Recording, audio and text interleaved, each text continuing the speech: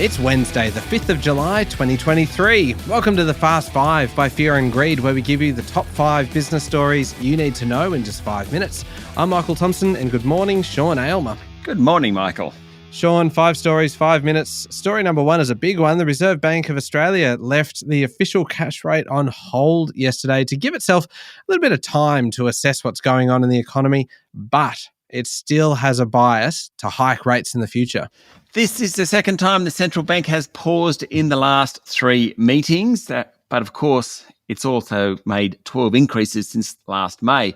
It does demonstrate that we're getting towards the end of the rate hiking cycle. Governor Philip Lowe said the decision to keep rates on hold at their highest level since April 2012 will provide time to assess the impact of the increase in interest rates to date and the economic outlook. He said that higher rates are doing their job, better balancing supply and demand in the economy. He also said it's clear that some households are experiencing a painful squeeze on their finances, but he also added further rate increases might be needed to get inflation, which is currently running at 5.6%, back to the bank's target range of 2 to 3%. Lowe said the Reserve Bank Board is alert to the risk that high inflation could trigger increases in prices and wages, and that would occur if expectations of high wages become embedded. As a result, the bank's going to keep a very close watch on what happens to labour costs and price-setting behaviour of companies. And it's interesting as well, Sean, because Governor Lowe went into some detail about why he dislikes inflation so much. He did. While Lowe believes inflation has peaked, it's still too high and will remain so for some time. As he put it, high inflation makes life difficult for everyone and damages the functioning of the economy. It erodes the value of savings, hurts household budgets, makes it harder for businesses to plan and invest, and worsens income inequality. If it becomes entrenched, the Reserve Bank will have to lift interest rates even higher. That'll trigger more unemployment. The bottom line in all this, the Reserve Bank kept interest rates on hold yesterday, but that doesn't mean there won't be any more rate hikes, but it does mean in all likelihood that there won't be too many more rate hikes. All right, on to story number 2, and one from politics. Indonesian President Joko Widodo met with Prime Minister Anthony Albanese yesterday under pretty grey Sydney skies, with talks centring around trade and investment links. And top of the agenda, Michael, is green technology. Indonesia wants to become a manufacturer of green products like batteries, and it wants a greener economy. Australia has plenty of raw materials like lithium and copper that can help our neighbours succeed. Defence issues such as the AUKUS partnership and tensions in the region also were part of discussions. Widodo is spending 3 days in Australia. Yesterday morning, he met with chief executives at a CEO forum. Also, Prime Minister Anthony Albanese said that visa requirements for Indonesian business people will be eased. That's a bit of a win for Widodo. Story number 3, brewing giant Lion Group will buy the 50% of Four Pillars gin that it doesn't already own as it pushes into the premium spirits category in Australia. Lion, which is behind names such as 4X, Furphy, Little Creatures and Tui's Beer, is owned by Japanese giant Kirin and is believed to have purchased the 50% stake it doesn't own in Four Pillars for about $50 million, according to the Financial Review.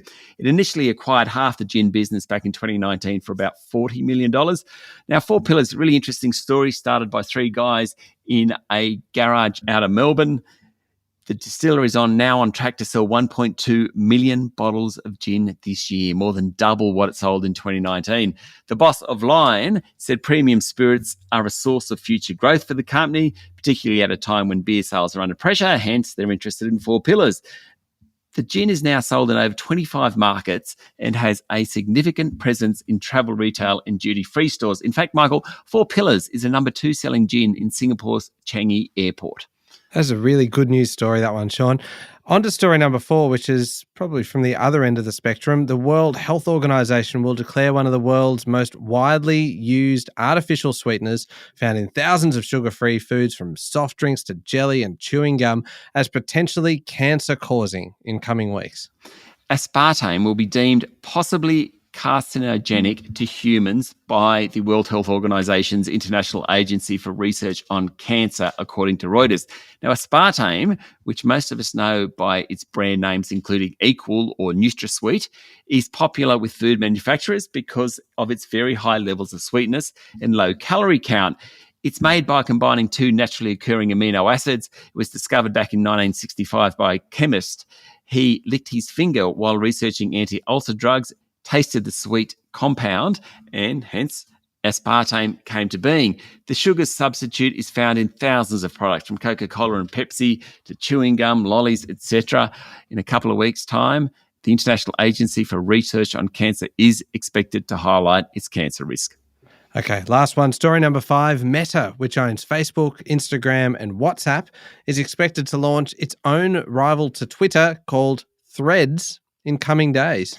Similar to Twitter, it will be a text-based platform on which users can publish posts that can be replied to, liked, or shared, according to the Financial Times. Threads will be directly linked to Instagram, with users able to easily port their username and followers to the new app. It's unclear what the exact scope of the rollout will be. Now, Threads represents a direct challenge to Twitter and comes as many users have sought alternatives to the Elon Musk-owned platform since he bought it late last year. Others have tried to take on Twitter. Jack Dorsey's Blue Sky, Donald Trump's Truth Social haven't really gotten too far. Meta, though, does have a track record of deliberately cloning rivals in an attempt to defend its market share. It took on Snapchat, creating its own version of disappearing vertical video clips. More recently, TikTok, pushing its new short video format called Reels. I'm sure we're going to hear lots about Threads. I suspect you might be right, Sean. That's it, the top 5 business stories in 5 minutes. Thank you very much, Sean. Thank you, Michael. It's Wednesday, the 5th of July, 2023. Remember to hit follow on the podcast. And if 5 minutes isn't enough, you can find our longer daily show called Fear and Greed wherever you listen to podcasts. And every Wednesday, there's a new episode of our sister podcast, How Do They Afford That? This week, it is all about what to look for in a good financial planner, where to find them, how much you can expect to pay for good financial advice as well. You can find that one wherever you listen to podcasts, and I'll put a link in today's show notes as well. I'm Michael Thompson, and that was The Fast 5 by Fear and Greed. Have a great day.